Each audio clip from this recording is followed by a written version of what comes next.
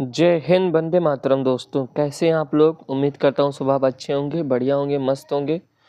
तो आज का हमारा फिर एक मॉडल पेपर है जो कि एग्ज़ाम के पॉइंट ऑफ व्यू से देखकर क्वेश्चन सेट किया गया है। अगर आपको इसमें कहीं भी कोई भी समस्या लग रही है तो आप उसमें कमेंट बॉक्स में कमेंट करके आप उसका निवारण ले सकते हैं।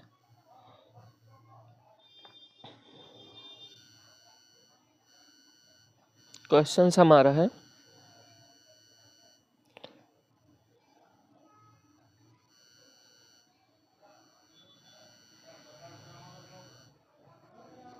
क्वेश्चंस कह रहा है हैजा जो होता है हमारा, वो क्या होता है? जैसे पेट से संबंधित बीमारियां होती हैं हैजा में। तो हैजा क्या है? हैजा के कारण पूछा है, लक्षण पूछा है और नियंत्रण पूछा है। पहले इसका कारण देखते हैं, हैजा होता कैसे है और इसमें सिम्टम्स क्या दिखते हैं और इसे कंट्रोल कैसे किया जा सकता है। इस पर क्वेश्चन है, संक्षिप्त टिप्पणी है, लेकिन अगर आप इसका बारे में जान जाएंगे तो आप संक्षिप्त नहीं, आप उसमें अच्छे से भी एक बढ़िया सा ऐसे की तरह, निबंध की तरह भी लिख सकते हैं। बस आपका हेडिंग क्या, जैसे कारण है, हेडिंग कारण होना चाहिए, लक्षण होना चाहिए, निवारण होना चाहिए। 3 हेडिंग मोस्ट है, आप हेडिंग डाल के लिखिएगा। कारण है, हैजा का कारण विब्रियो क्लोरी।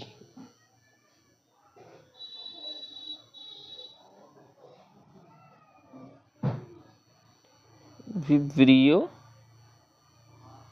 विब्रियो यहाँ विब्रियो होना चाहिए। विब्रियो कॉलेरी नामक जीवाणु, ये बैक्टीरिया से होता है। इस जीवाणु से प्रदूषित, यानी प्रदूषित भी कह सकते हैं, संदूषित पेयजल जो होता है, पानी के द्वारा भी ये फैल जाता है।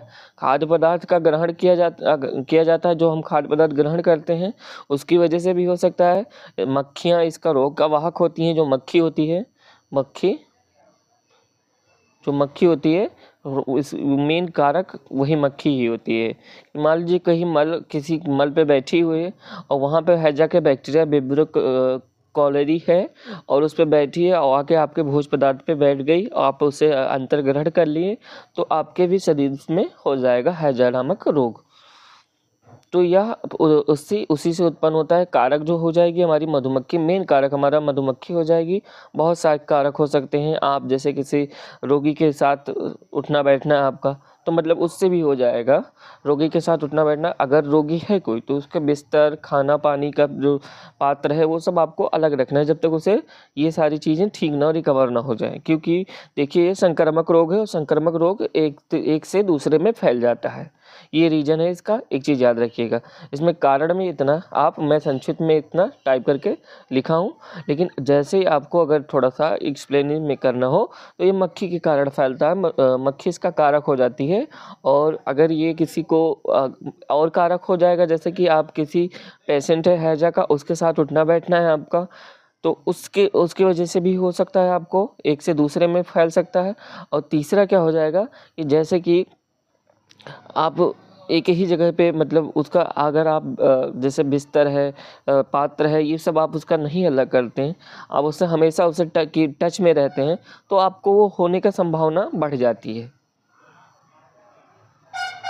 लक्षण क्या होंगे इसमें? आपको लक्षण दिखेंगे, इससे रोगी को लगातार मल त्याग करना पड़ता है, यानी बार बार उसे मल त्याग करने के लिए जाना पड़ता है। और मल बहुत पतला होता है, मल का रंग एकदम चावल की माड़, जैसे आप चावल धोते नहीं हो, चावल एकदम वाइट वाइट हो जाता है, उस टाइप का चावल माड़ की तरह होता है, सफ़ेद होता है। इसमें फैटा भी होता है, मतलब सारी चीज़ें, मतलब पूरा का पूरा एकदम पतला सा मल होगा और एकदम वाइट वाइट मल होगा। तो उससे आप पहचान सकते हैं कि हाँ, हमें हैजा हुआ है। और ये अगर ये या तो किसी मक्खी के कारण हुआ या फिर मुझे किसी का उठना बैठना हमारे साथ था, उसी के साथ ये फैल गया है। ये संक्रामक रोग है।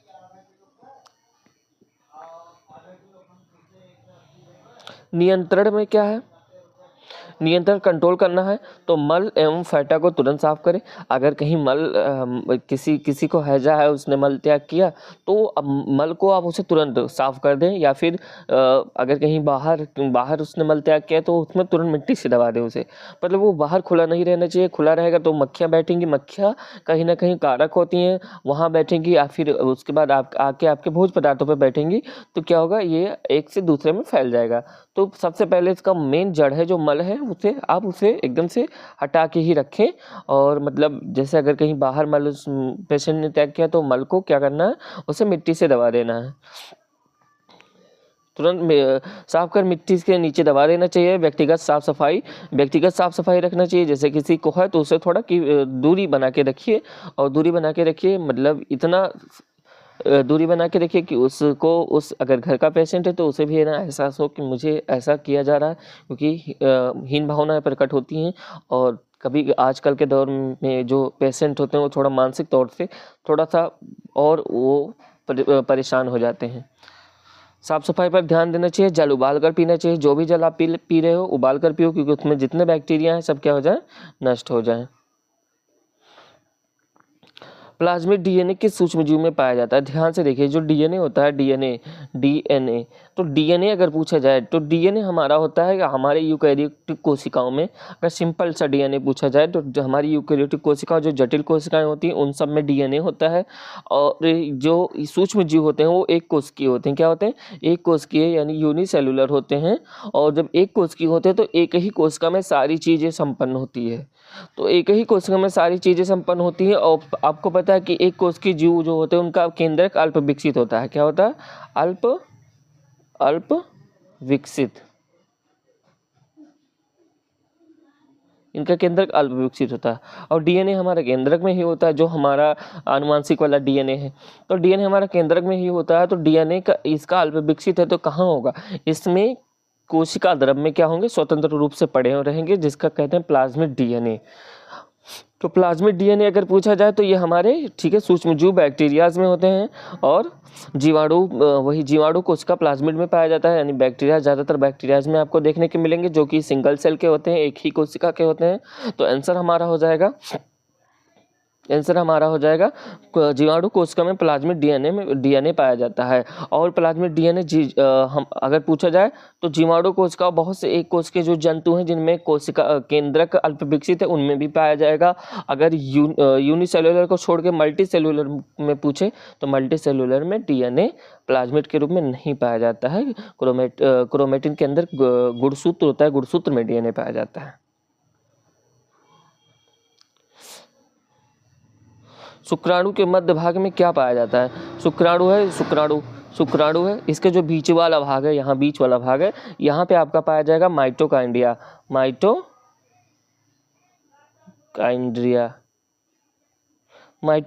पाया जाएगा। और बहुत सारे माइटोकाइंड्रिया होते हैं जिसकी वजह से इनको ऊर्जा मिलती है, जिसकी वजह से ये तैरते हैं, मतलब ये गमन करते हैं। इसीलिए माइटोकाइंड्रिया की वजह से ये तैरते हैं, और पुच्छ भी इनके तैरने में सहायता करती है।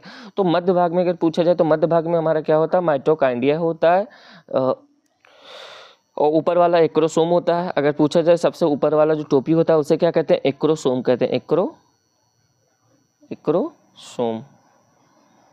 और पूरे को क्या कहेंगे? पूरे हमारे शुक्राणु को क्या कहेंगे? क्रोमोसोम। क्रोमोसोम का सबसे ऊपरी जो टोपी नुमा होता है, अगर पूछ लिया जाए तो वो क्या होता है? एक्रोसोम होता है। शुक्राणु के मध्य भाग में माइटोकाइंड्रिया होता है।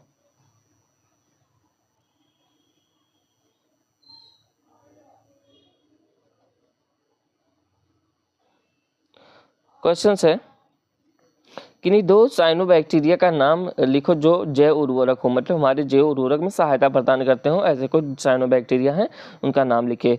तो साइनो जीवाणु जो हैं, जो जैव उर्वरक होते हैं, वह हैं क्या? एनाबीना और नॉनस्टॉक। ठीक है, ये सब हमारे क्या करते हैं? जैव उर्वरक को मतलब हमारे जो हमारे बायोटिक चीज़ें करते हैं, ये जैसे मिट्टी में है तो मिट्टी में क्या करते हैं? उर्वरता बढ़ाते हैं, ये सारी चीज़ें। तो ये हमारे साइनोबैक्टीरिया हैं जो हमारे लिए फ़ायदेमंद होते हैं। ठीक है, इनका नाम है एनाबीना और नॉनस्टॉक। तो जैव उर्वरक में हमारा जो बैक्टीरियाज हैं, एनाबीना और नॉनस्टॉक, और ये आपका MCQ क्वेश्चंस में देखने को मिल जाएगा। उत्परिवर्तन की परिभाषित करें। उत्परिवर्तन वही होता है बेटा कि जीन का क्रम बदल जाना, जीन का विलोपन हो जाना या फिर विलोपन हो जाना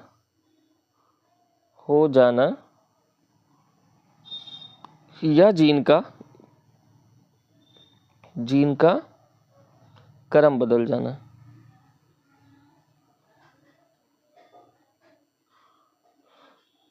जिसकी वजह से संततियों में, ठीक है, डिफिट आ जाती है।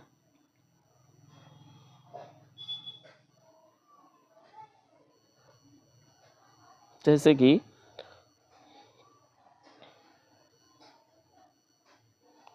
मान लीजिए ये जीन ऐसे कोडिंग है 1 2 3 4 5 6। अब ये पेरेंट्स से जब संततियों में गई तो ये क्या हो गया, ये जीन विलोपन हो गया 1 2 3 और 4 नंबर वाला जीन विलोपन हो गया, 5 और 6 बचा और 4 नंबर वाला जीन विलोपन हो गया।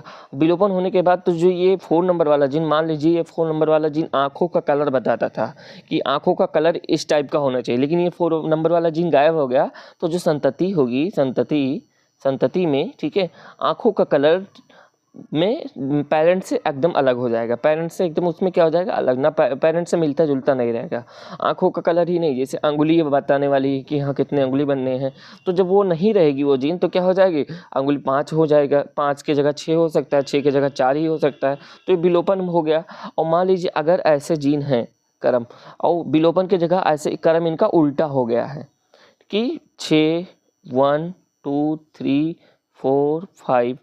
अब मान लीजिए कि ये उल्टा हो गया, ठीक है, थोड़ा बहुत मैंने उल्टा किया है, एकदम उल्टा हो गया, तो जहाँ आँख बनना है वहाँ क्या बन जाएगा, नाक बनना शुरू हो जाएगा, जहाँ नाक बनना है वहाँ कुछ और बन जाएगा, ठीक है, और जहाँ आंखें छोटी होनी है वहाँ आंखें खूब बड़ी बड़ी हो जाएंगी। तो उसमें कहते हैं कि हाँ, गांव देहात में हम लोग क्या कहते हैं कि जैसे राक्षस पैदा हुआ, तो राक्षस नहीं होता है, वो जीन उत्परिवर्तन हो जाता है। उत्परिवर्तन की वजह से जो संतति होती है, जो भ्रूण होता है, भ्रूण जो बनना होता है, वो भ्रूण का अंग इधर का उधर हो जाता है, क्योंकि जीन जो बताने वाला था वो इधर का उधर हो गया, तो जो जीन जिसका था वो वहाँ बनाने के लिए प्रेरित करेगा और वहाँ वो ऑर्गन बन जाएगा जो जहाँ नहीं बनना चाहिए। तो इसी वजह से होता है, और ये कोई राक्षस नहीं होता है, ये सब कहने की बात है। जीन उत्परिवर्तन होता है। जीन उत्परिवर्तन 2 कारकों की वजह से होता है। जब युग्मनज बन ना हो तो उसमें कोई डिफिटता आ जाए जिसकी वजह से विलोपन हो जाए या उत्परिवर्तन हो जाए, उल्टा सीधा हो जाए जीन, या फिर हमारा वातावरणीय दशाओं के कारण भी हो सकता है कि अचानक मौसम परिवर्तन हुआ जिसकी वजह से युग्मनज में प्रॉब्लम, समस्या हो गई।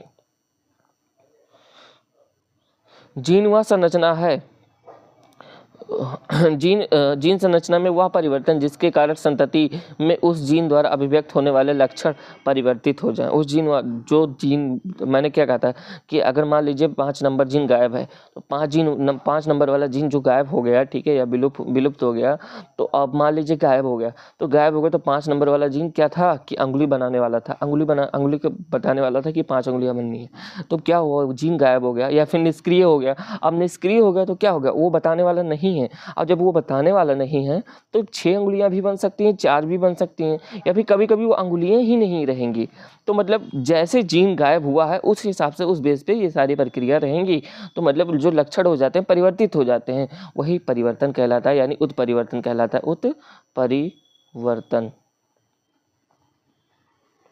उत्परिवर्तन।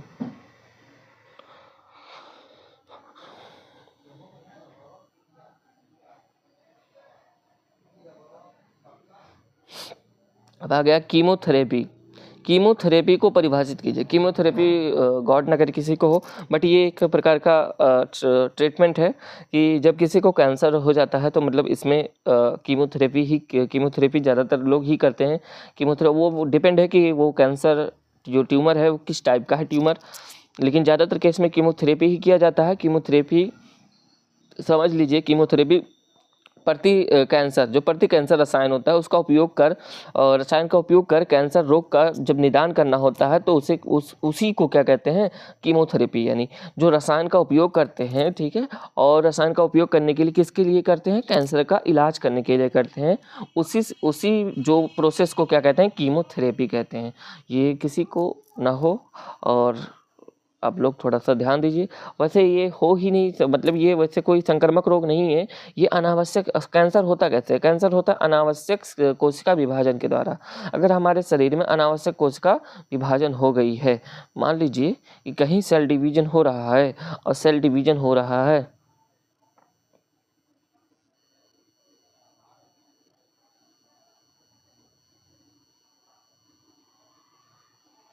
सेल डिवीजन हो रहा है, एक अपने लिमिटेड में हो रहा है, लिमिटेड में हो रहा है तो कोई दिक्कत नहीं है। अगर अनलिमिटेड हो गया, सेल अनावश्यक अनावश्यक कोशिका विभाजन हो गई,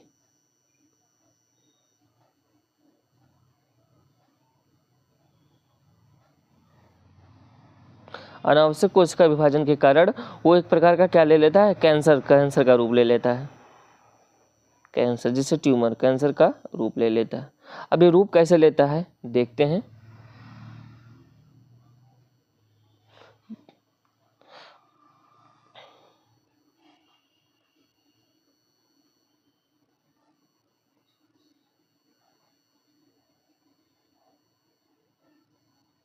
ध्यान से समझिएगा यहाँ पे आप।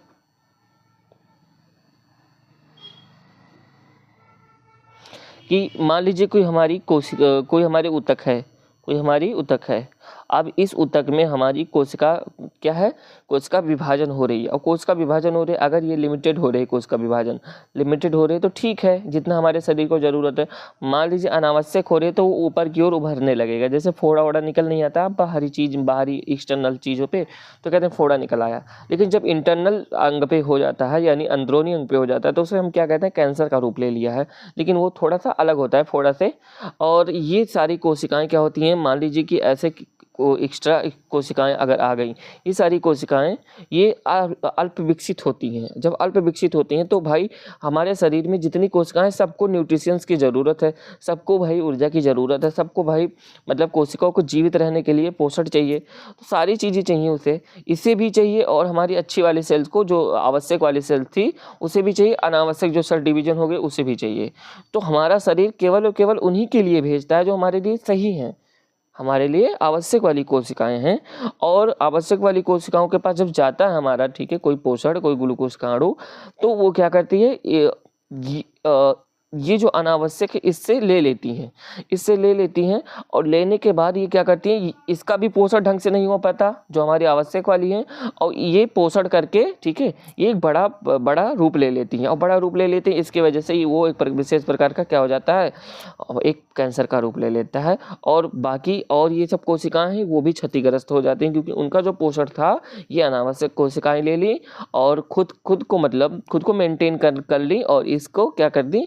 ये एक सेल धीरे धीरे सूख करके ख़त्म हो जाता है। और वही प्रक्रिया क्या कहलाती है? हमारी कैंसर कहलाती है। कैंसर पे एक टॉपिक लेंगे, बढ़िया सा लॉन्ग टॉपिक रहेगा, कैंसर कैसे होता है, इसका निदान कैसे होना चाहिए, कितने फेजेस में होना चाहिए जब तक ये कैंसर सही हो सकता है, कितने फेजेस में नहीं, इसका इलाज। वैसे इलाज तो परमानेंट नहीं है इसका, वो आप लोग के ऊपर डिपेंड है कि आप लोग कितना इंटरेस्ट दिखाते हो किसी टॉपिक पे, उसी हिसाब से हम उसका वीडियो देंगे।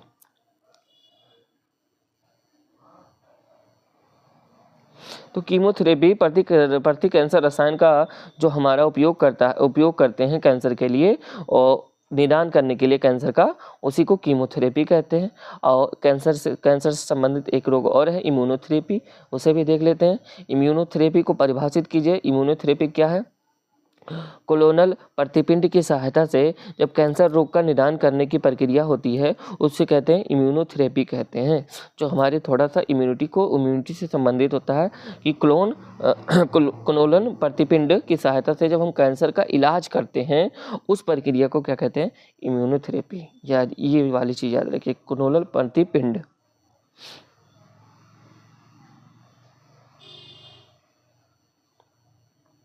रेशम के 4 किस्म का नाम लिखिए। जो रेशम का 4 किस्म होता है, 4 किस्म का नाम देख लेते हैं कौन कौन सा है। एक है तसर सिल्क, एक है मूंगा सिल्क, ठीक है, एक है मलवारी सिल्क, एक है अंडे सिल्क। ज़्यादातर यूज होता है हमारे यहाँ एरिया में, ठीक है। मूंगा सिल्क यूज तो सारी चीज़ें होती हैं, जैसे जहाँ का जो चीज़ अवेलेबल हो जाए। तो 4 है, 1 2 3 और 4। जीव प्रौद्योगिकी को परिभाषित कीजिए। जीव प्रौद्योगिकी क्या है? बायोटेक्नोलॉजी क्या है? बायोटेक्नोलॉजी वही सारी चीज़ें हैं कि इसमें हम ये हमारे टीका उत्पादन में काम आता है, टीका उत्पादन में, और जेनेटिक इंजीनियरिंग,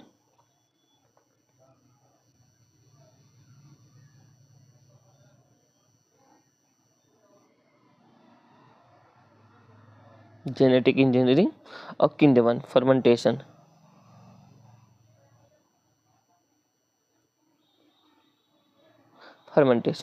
ये ज़्यादातर इन तीनों में यूज किया जाता है कि अगर टीका उत्पादन कर रहे हैं तो मतलब किसी पादप या किसी कोशिका से उसे मतलब करके वहाँ उनमें ट्रायल करके, ठीक है, फिर टीका उत्पादन करेंगे। जेनेटिक इंजीनियरिंग, कोई जीन खराब हो गया, अब कहीं जीन खराब, इससे पहले मैं वाली वीडियो में मैं दे चुका हूँ जैव प्रौद्योगिकी बायोटेक्नोलॉजी के बारे में। जेनेटिक इंजीनियरिंग जैसे कि हाँ कोई जीन खराब है, उस जीन को मतलब हटाना है, उसके जगह दूसरा जीन क्या सेट करना है, सही वाला जीन, वो भी जेनेटिक इंजीनियरिंग। फर्मेंटेशन, किण्वन में तो बहुत सारी प्रक्रियाएं, बेकरी उद्योग से संबंधित बहुत सारी चीज़ें आ जाती हैं। ईस्ट जीव प्रौद्योगिकी जीवित जीवों जैसे जीवाणु, पादप या जंतु कोशिका, ठीक है, अथवा इनके घटकों या एंजाइमों का उपयोग मानव कल्याण के, हम सबके कल्याण के लिए किया जाता है, चाहे बैक्टीरिया से हो, चाहे कोई जंतु से हो। अब जैसे टीका बनाते हैं तो मतलब चूहे पे प्रयोग करते हैं, कहीं किसी पे, कहीं गधे पे प्रयोग करते हैं। अब सांप का जहर का दवा बनाना है तो घोड़े पे प्रयोग करेंगे, तो मतलब गधे नहीं घोड़े पे प्रयोग करेंगे। तो मतलब ये जंतुओं पे प्रयोग कर लेते हैं, बाद में से इंसानों पे प्रयोग करते हैं जब उनको पुष्टि हो जाती है कि हाँ ठीक है अब। तो वही जेनेटिक इंजीनियरिंग के अंतर्गत आता है। चाहे वो पादप पे प्रयोग करें, चाहे जीवाणु पे प्रयोग करें, कि चाहे जंतु पे प्रयोग करें, और फिर इनके घटकों या एंजाइमों का जो मिलता है उसका उपयोग करके मानव कल्याण के लिए, हम सबके कल्याण के लिए जो उत्पाद तैयार करते हैं, उससे क्या उत्पाद प्राप्त करने का विज्ञान है, ठीक है, वही क्या है, जैव प्रौद्योगिकी है।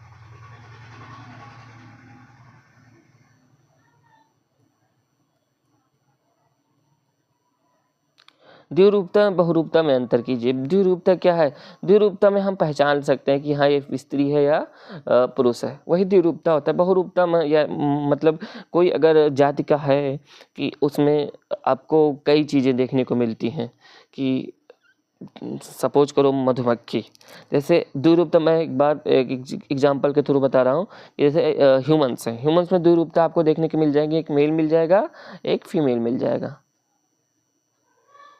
इसमें द्विरूपता यही देखने को मिल जाएगा, आप पहचान लेंगे दूर से उनका आकार स्वरूप देख करके। लेकिन बहुरूपता में, ठीक है, बहुरूपता में आपको देखने को देखिए मधुमक्खी में 3 प्रकार की होती है। एक रानी मधुमक्खी होती है जो केवल अंडे देती है, केवल और केवल अंडे देने का काम करेगी रानी मधुमक्खी। एक छत्ते में एक रानी मधुमक्खी होगी। दूसरा श्रमिक मधुमक्खी, ये क्या काम करेगी? फूलों का रस लाने का काम करेगी। तीसरा नर मधुमक्खी। श्रमिक क्या होती है? बाँझ होती हैं। क्या होती हैं? बाँझ होती हैं, बाँझ मधुमक्खी होती हैं। ये जनन नहीं कर सकती हैं, फीमेल ही होती हैं, ये फीमेल ही होती हैं, लेकिन ये जनन नहीं कर सकती। जनन केवल रानी मधुमक्खी कर सकती है।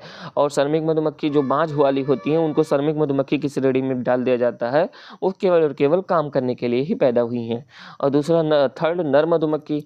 नर मधुमक्खी का काम सिर्फ और सिर्फ होता है निषेचन, वो खाओ पियो और रानी मधुमक्खी के साथ, ठीक है, निषेचन करो। निषेचन करने के बाद ये बेचारा मर जाता है, क्योंकि नीचे का पार्ट वो टूट जाता है उसका।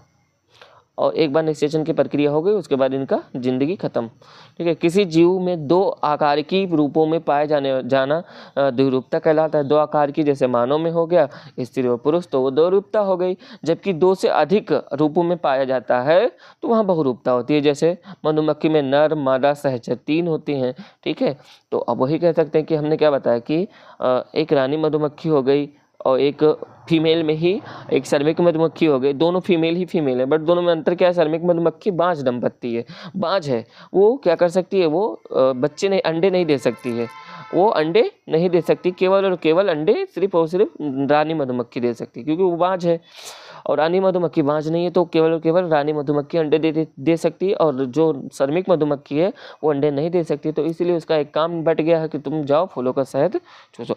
और मधुमक्खियाँ खासकर फूलों का शहद किस फूल से चूसती हैं? एक लीची का फूल होता है, लीची का फूल।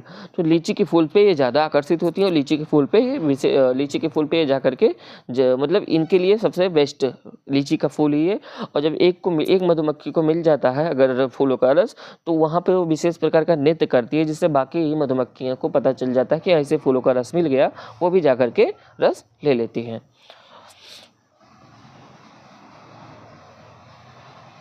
PCR पॉलीमरेज चैन श्रृंखला, PCR, P for polymerase, C for chain, R for reaction. Polymerase chain reaction पर टिप्पणी लिखिए। पॉलीमरेज चैन रिएक्शन का पूरा नाम है, यानी पॉलीमरेज चैन श्रृंखला यानी रिएक्शन अभिक्रिया है जो प्रौद्योगिकी से सूक्ष्म मात्रा में उपस्थित डीएनए की पहचान करना। जो सूक्ष्म मात्रा में डीएनए होता है उसकी पहचान करना। आपको सभी को पता है कि हम सबका 99% डीएनए सेम है।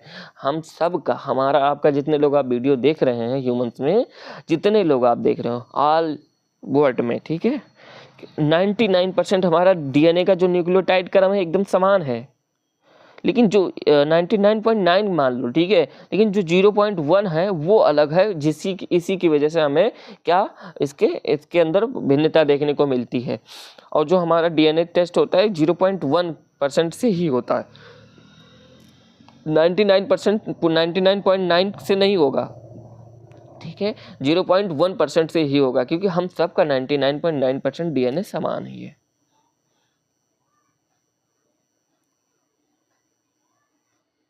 डीएनए फिंगरप्रिंटिंग को परिभाषित कीजिए। डीएनए फिंगरप्रिंटिंग वही चीज़ है जब किसी के क्षार के अनुक्रमों का पता लगाना। और पता क्यों लगाया जाता है कि हाँ, मान लीजिए क्षार के अनुक्रमों का पता लगा रहे हैं, और क्यों लगा रहे हैं? स्पॉट पे अगर कोई क्राइम कराया है और उसे संदिग्ध में ले लिया गया है कि हाँ तुम हो सकते हो, तो उसका क्या कर लेते हैं? डीएनए टेस्ट करा लेते हैं। वहाँ पे जो फिर उनको एविडेंस मिलता है उससे डीएनए टेस्ट कराएंगे। अगर मैच कर गया तो भाई वो क्रिमिनल है, नहीं मैच कर गया तो कोई दिक्कत नहीं, उसे छोड़ देंगे। नेक्स्ट होता है कि अगर कहीं किसी का जैसे कहते हैं कि ये मेरा बच्चा नहीं है, ठीक है, किसी का बच्चा होता है, कहते हैं मेरा बच्चा नहीं है, तो क्या हो जाता है? उसमें सारी समस्याएँ आ जाती हैं। तो उनमें क्या हो जाती है? डीएनए टेस्ट हो जाती है। डीएनए टेस्ट से पता चल जाता है। डीएनए टेस्ट बहुत कारगर चीज़ें हैं। किसी व्यक्ति के डीएनए के विशिष्ट स्थल जो व्यक्ति में विशिष्ट होता है, हर व्यक्ति में विशिष्ट होता है, और जो क्या होता है? न्यूक्लियोटाइड को क्रम को ज्ञात करना, ठीक है। और न्यूक्लियोटाइड के क्रम को ज्ञात करना, वो जो विशिष्ट होता है 0.1%, वही उसकी मैं बात कर रहा हूँ, उसके क्रम का ज्ञात करना, 100% का बात नहीं कर रहा हूँ। तो 99.9% मैंने पहले बता दिया, वो सबका समान रहता है, 0.1% होता है, वही उसका न्यूक्लियोटाइड का क्रम ज्ञात करते हैं। और इसी विधि को क्या कहते हैं? फिर डीएनए फिंगरप्रिंटिंग कहते हैं। मानव निर्मित पारिस्थितिकी तंत्र के बारे में लिखिए। मानव निर्मित पारिस्थितिकी तंत्र क्या है?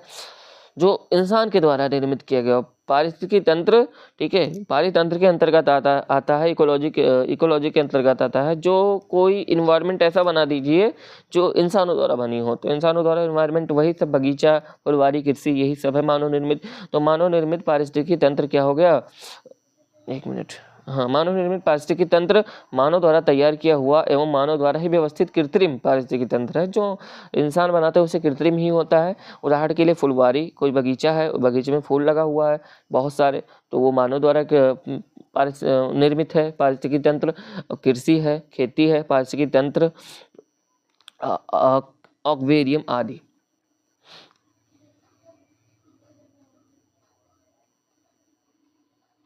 अब क्वेश्चंस नहीं है क्या?